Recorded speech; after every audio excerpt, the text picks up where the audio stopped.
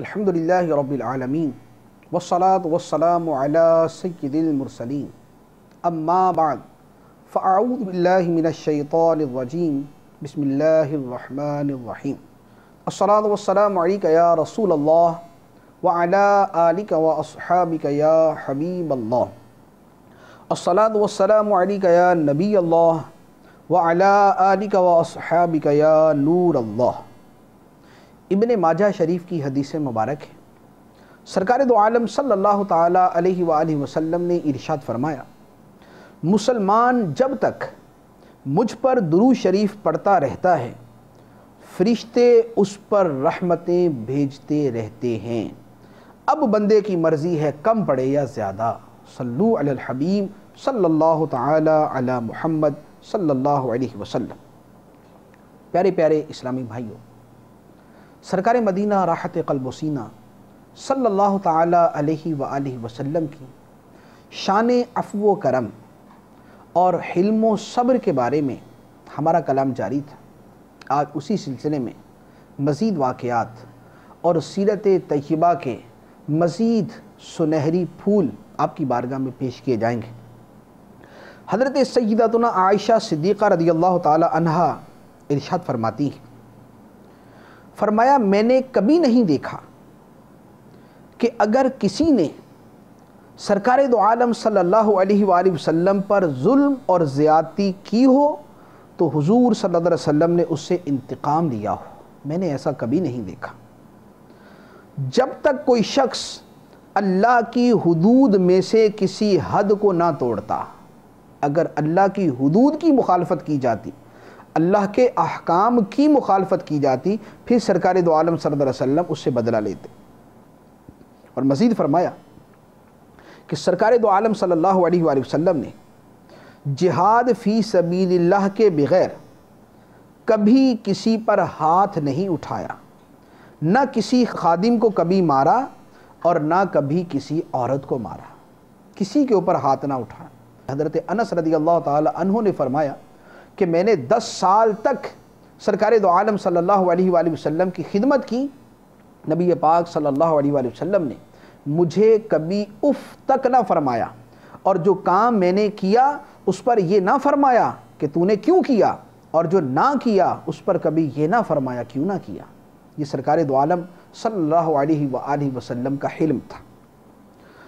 اب اسی سلسلے میں 20 واقعات ہیں۔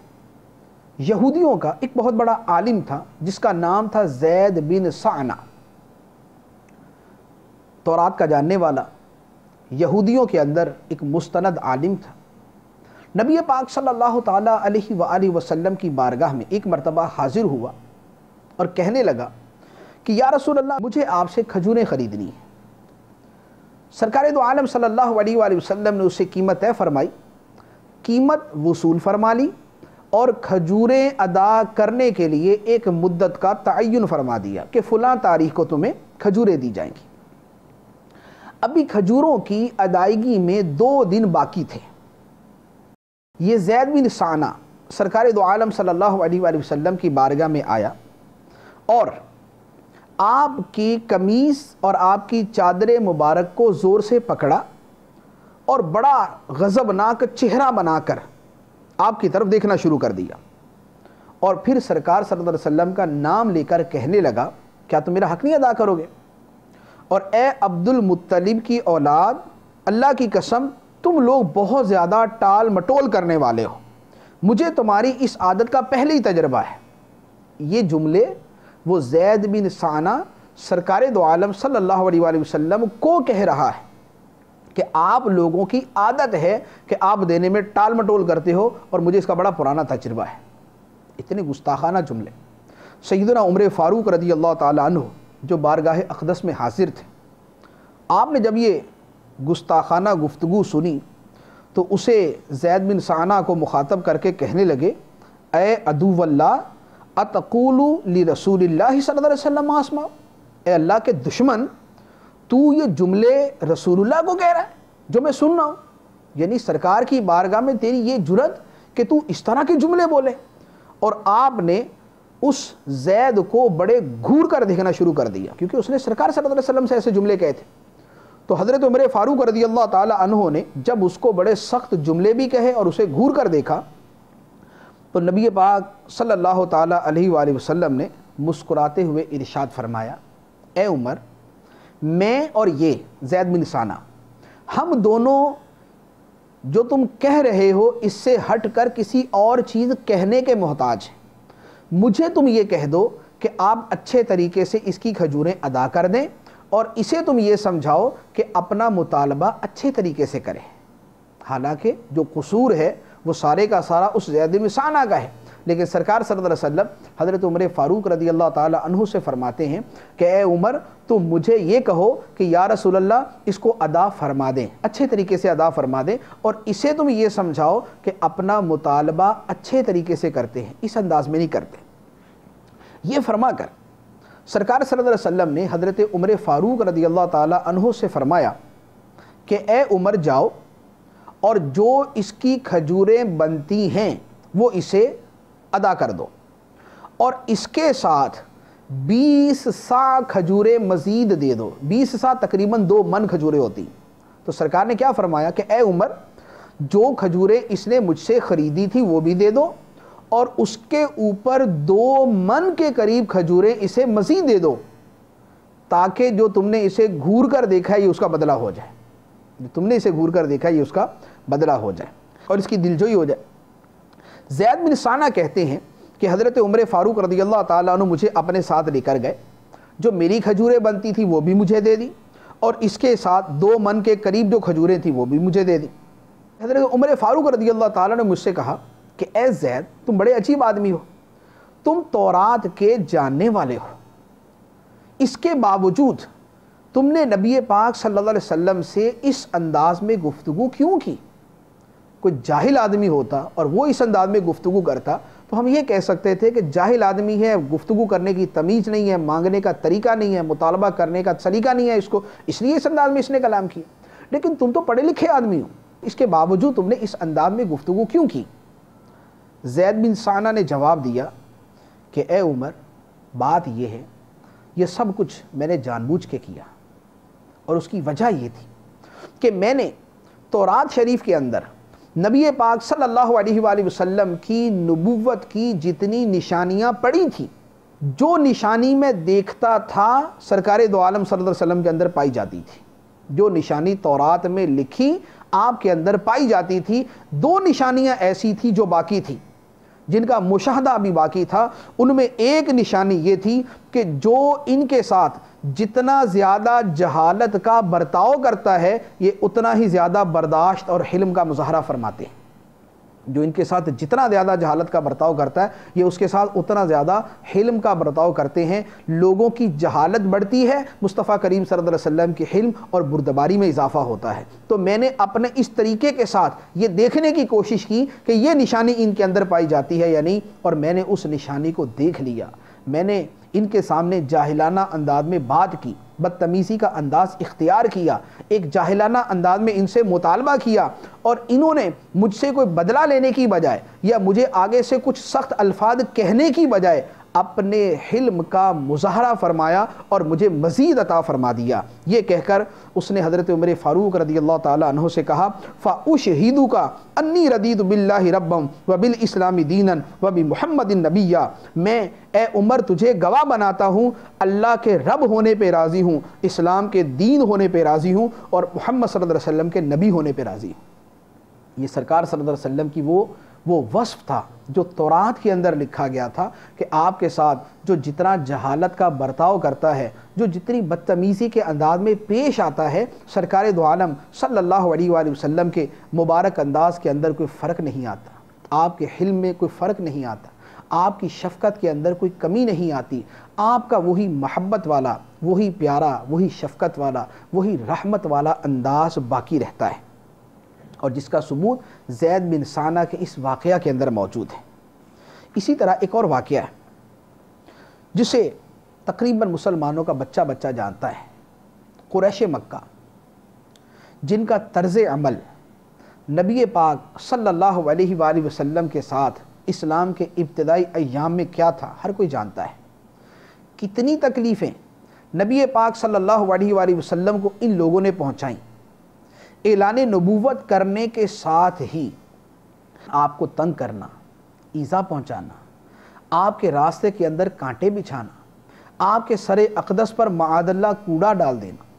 دوران نماز آپ کو پریشان کرنا، نماز پڑھتے ہوئے آپ کے سر اقدس پر معاذ اللہ اوجڑی وغیرہ رکھ دینا، یہ جتنے کام تھے یہ ان مشرکین مکہ نے، ان قریش مکہ نے آپ کے ساتھ کیے۔ آپ کے صحابہ کرام کو ستایا،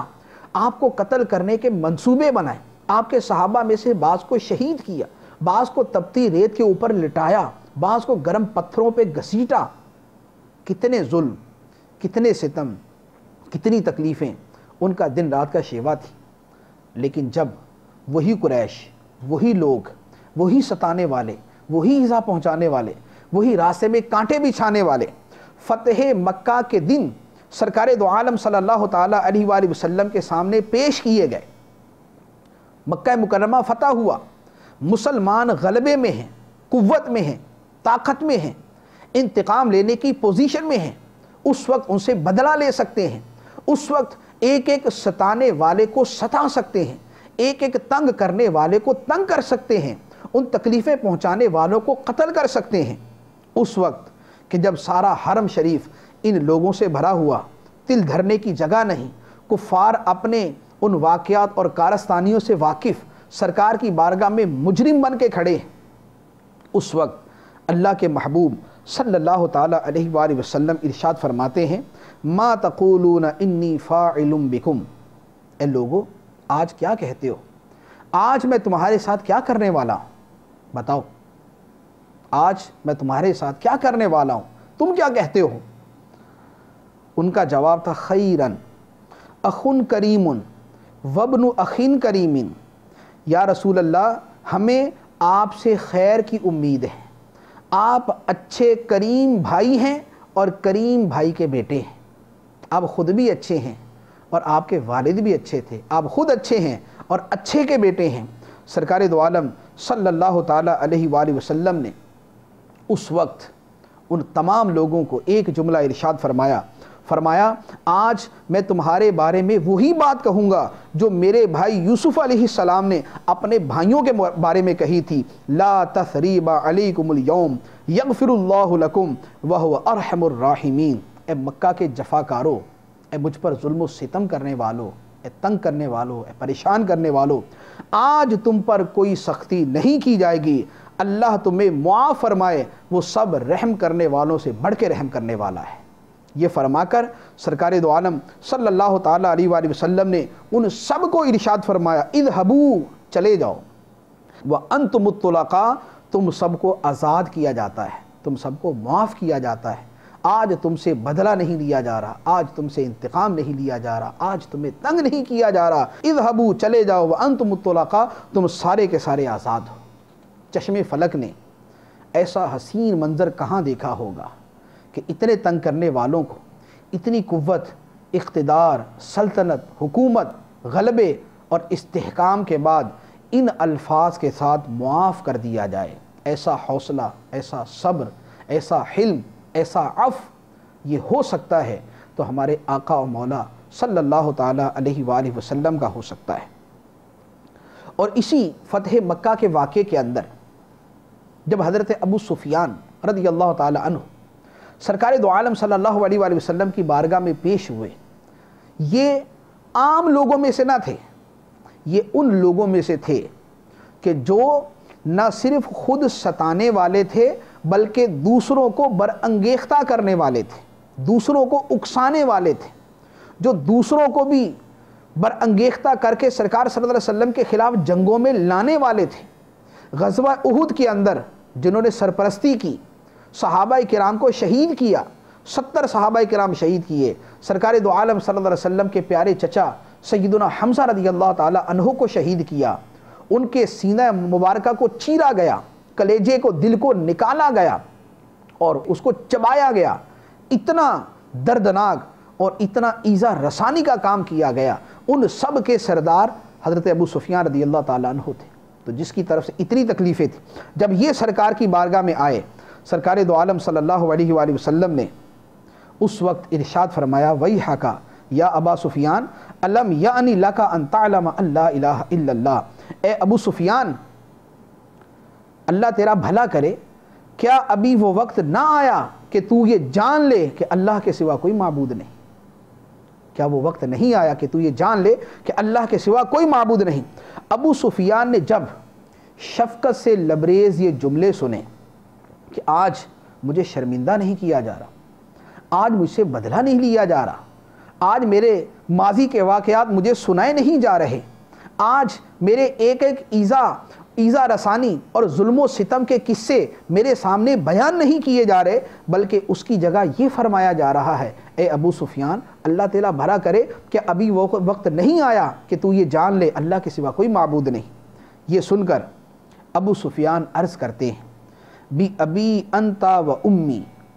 یا رسول اللہ میرے ماں باپ آپ پر قربان ہو جائیں، ما احلمکا و ما اوصلکا و ما اکرمکا، آپ کتنے زیادہ حلم اور برداشت کرنے والے ہیں، آپ کتنے صلہ رحمی کرنے والے ہیں، آپ کتنے کریم ہیں، کتنا کرم کرنے والے ہیں کہ اتنی چیزوں کے باوجود مجھے معاف فرما رہے ہیں۔ تو یہ سرکار صلی اللہ علیہ وسلم نے اسے معاف فرمایا کہ جس نے سرکار صلی اللہ علیہ وسلم کو کبھی معاف نہ کیا تھا، جو ہمیشہ مقابلے میں کھڑا ہوتا تھا، جس نے صحابہ کرام کو شہید کروایا تھا، مگر محبوب کریم صلی اللہ علیہ وسلم کا حلم ان سب کی جہالتوں پر غالب تھا، ان کے ستم پر آپ کی شفقت و رحمت غالب آ رہی تھی۔ اور سرکار صلی اللہ علیہ وآلہ وسلم کی یہ شفقت، یہ رحمت، یہ اپنوں کے ساتھ، بیگانوں کے ساتھ، سب کے ساتھ برابر درجے کی تھی۔ چنانچہ بہت سے ایسے امور کہ جو نبی پاک صلی اللہ علیہ وآلہ وسلم نے اپنی امت پر شفقت کرتے ہوئے ان پر لازم نہ فرمائے، انہی کے اندر ایک مسواک ہے۔ سرکار صلی اللہ علیہ وآلہ وسلم کو مسواک کرنا بڑا پسند تھا، بڑی محبت تھی مسواک سے۔ نماز سے پہلے، سونے سے پہلے، سونے سے اٹھنے کے بعد، وضو سے پہلے، گھر میں تشریف لانے کے بعد، گھر سے تشریف لے جاتے وقت سرکار صلی اللہ علیہ وسلم مسواک فرماتے، لیکن اس کے ساتھ ہی آپ نے ارشاد فرمایا کہ اگر میری امت کے لیے یہ مشقت کا باعث نہ ہوتا تو میں ان پر ہر وضو کے ساتھ مسواک کرنا لازم کر دیتا، لیکن لازم نہ کیا اس لیے کہ امت مشقت میں نہ پڑ جائے۔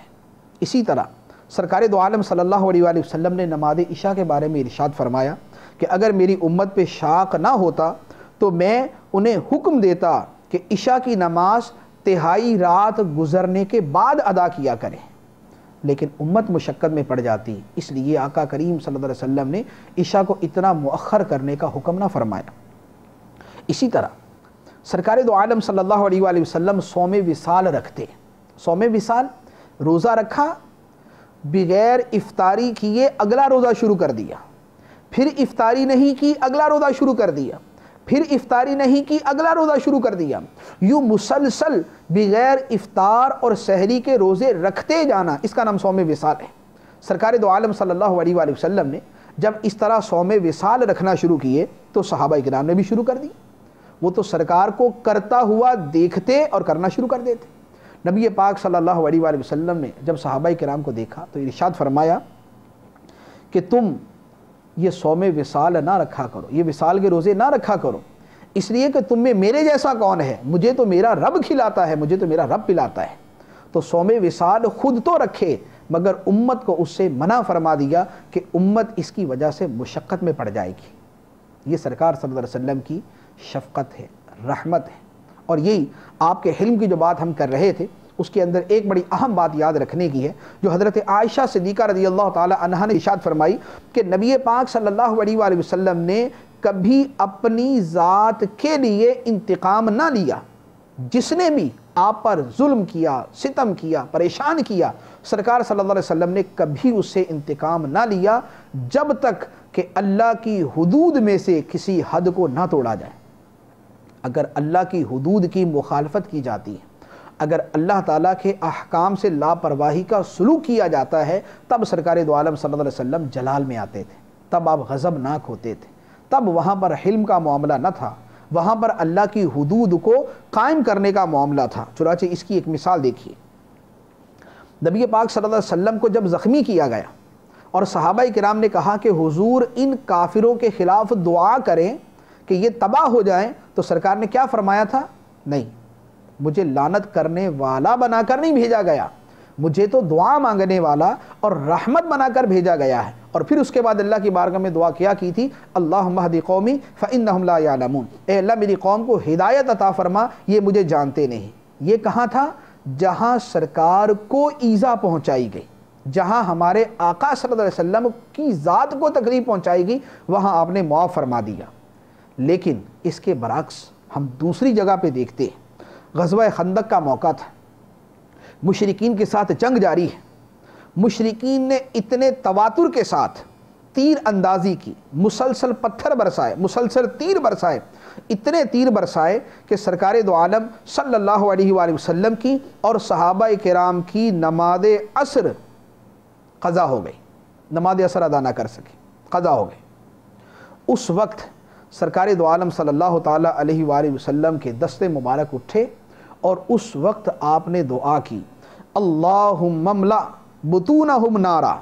اے اللہ ان لوگوں کی قبروں کو جہنم کی آگ سے بھر دے، ملأ اللہ بیوتہم وقبورہم نارا، اللہ ان کے گھروں کو اور ان کی قبروں کو آگ سے بھر دے۔ کب؟ جب ان کی وجہ سے آپ کی عصر کی نماز قضا ہوئی۔ تو فرق پتہ چل گیا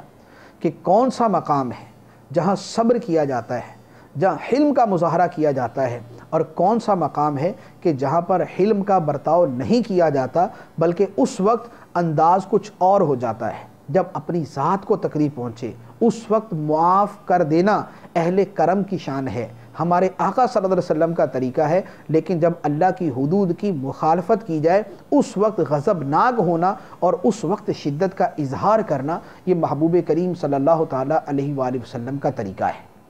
تو یہ ان دونوں کے درمیان ہمیشہ فرق رکھنا چاہیے، یہ نہیں کہ حلم کا نام لے کر جہاں حلم کا موقع نہیں ہے وہاں پر بھی حلم کا مظاہرہ کر دیا جائے، وہ حلم نہ ہوگا، وہ دین کے اندر مداہنت ہوگی، وہ دین کے اندر سستی ہوگی، وہ بے چارگی اور بے بسی ہوگی۔ ایسا موقع وہ نہیں ہے کہ جہاں پر حلم کا مظاہرہ کیا جائے۔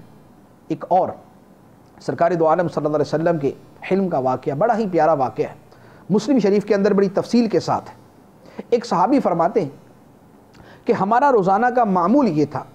کہ سرکار دو عالم صلی اللہ تعالیٰ علیہ وآلہ وسلم کی بارگاہ میں جو دودھ وغیرہ پیش کیا جاتا یا جو بکریوں کا دودھ دھویا جاتا تھا اس میں ہم لوگ پی لیتے اور پھر کچھ بچا کر ایک پیالے کے اندر سرکار صلی اللہ علیہ وسلم اور آپ کے اہل خانہ کے لیے رکھ لیتے تھے۔ صحابی فرماتے ہیں کہ ایک دن ایسا ہوا کہ مجھے رات کے وقت بڑی بھوک لگی اور اس وقت وہاں پر دودھ کا صرف وہ پیالہ رکھا ہوا تھا جس سے سرکار دو عالم صلی اللہ علیہ وسلم نوش فرماتے تھے، یعنی سرکار کا حصہ باقی رکھا ہوا تھا، ہم نے اپنا حصہ پی لیا تھا۔ صحابی فرماتے ہیں کہ سرکار صلی اللہ علیہ وسلم کہیں باہر گئے ہوئے تھے۔ اب صحابی کے الفاظ یہ ہیں کہ شیطان میرے اوپر سوار ہو گیا، مجھے کہنے لگا کہ پی جاؤ، یعنی سرکار صلی اللہ علیہ وسلم کے دودھ کا حصہ بھی تم پی جاؤ۔ وہ کہتے ہیں کہ میں اٹھا اور میں نے وہ دودھ کا پیالہ پی لیا۔ اب پینے کے فوراً بعد میرے دل میں اندیشہ پیدا ہوا کہ اب جب سرکار صلی اللہ علیہ وسلم تشریف لائیں گے اور آپ بھوک سے ہوں گے اور آپ اپنا پیالہ پینے کے لیے اٹھائیں گے اور اس میں دودھ نہیں ہوگا تو سرکار تو غضبناک ہو جائیں گے، اور جب سرکار غضبناک ہوں گے تو میرے خلاف دعا کریں گے، جب میرے خلاف دعا کریں گے تو میں تو تباہ ہو جاؤں گا۔ اب وہ صحابی کہتے ہیں کہ میں اپنے اندر اتنا خوف زدہ کہ میں یہ سمجھ کے بیٹھا ہوا تھا کہ آج میں تباہ ہو گیا، آج سرکار نے میرے خلاف دعا کرنی ہے، جب دودھ نہیں ملے گا اور میں تباہ ہو جاؤں گا۔ فرماتے ہیں میں اسی ڈر کے اندر مجھے نیند نہ آئے، رات کافی حصہ گزر گیا، سرکار دو عالم صلی اللہ علیہ وسلم تشریف لائے۔ فرماتے ہیں صحابی فرماتے ہیں کہ جب سرکار کے آنے کی میں نے آہٹ سنی اب میرا دل کانپنے لگا۔ سرکار صلی اللہ علیہ وسلم نے آ کر پیالہ اٹھایا، پیالہ خالی تھا۔ جب پیالہ خالی تھا تو سرکار نے اپنے دستے مبارک کو بلند کیا۔ وہ صحابی کہتے ہیں کہ اب میں سمجھ گیا کہ اب تو ہاتھ اٹھ گئے اور اب میرے خلاف دعا ہوئی اور اب میں تباہ ہو گیا۔ لیکن فرماتے ہیں کہ سرکار کی شان کریمی پر قربان جائیں، سرکار صلی اللہ علیہ وسلم نے کوئی یہ دعا نہ کی کہ جس نے میرا دودھ پیا اللہ اس کو تباہ کر دے، بلکہ سرکار نے دستے مبارک اٹھا کر دعا یہ فرمائی کہ اے اللہ جو ہمیں کھلائے تو اسے کھلا، جو ہمیں پلائے تو اسے پلا۔ فرماتے ہیں صحابی فرماتے کہ جب میں نے یہ جملہ سنا میں نے اپنے بستر سے چھلانگ ماری اور سرکار کی بارگاہ میں حاضر ہو گیا۔ سرکار نے فرمایا کہ جا کر بکری کا دودھ دوبارہ دھو کے لاؤ، انشاءاللہ دوبارہ مل جائے گا۔ فرماتے ہیں میں گیا، بکری کا دودھ دھویا اور مل گیا، میں سرکار کی بارگاہ میں آیا۔ جب سرکار نے دودھ نوش فرما لیا، فرماتے ہیں کہ اب میری ہنسی چھوٹ گئی، اب میں ہنس ہنس کے دورا ہو گیا۔ سرکار نے فرمایا تمہیں کیا ہوا؟ میں نے عرض کیا کہ یا رسول اللہ صلی اللہ علیہ وسلم آج یہ واقعہ ہوا کہ آپ کی جگہ کا دودھ جو تھا وہ میں نے پی لیا تھا، اور میں تو اس خیال میں تھا کہ آج میں ہلاک ہو جاؤں گا، مگر آپ نے تو آج مجھے دعاؤں سے نواز دیا کہ اے اللہ جو ہمیں کھلائے تو اسے کھلا اور جو ہمیں پلائے تو اسے پلا۔ یہ ہمارے آقا صلی اللہ علیہ وآلہ وسلم کی شان کریمی تھی کہ اشتعال انگیز مواقع پر بھی اشتعال کا مظاہرہ نہ فرماتے بلکہ عفو درگزر کا مظاہرہ فرماتے۔ اللہ تبارک و تعالی ہمیں عمل کرنے کی توفیق عطا فرمائے، آمین، بجاہ النبی الامین صلی اللہ تعالی علیہ وسلم۔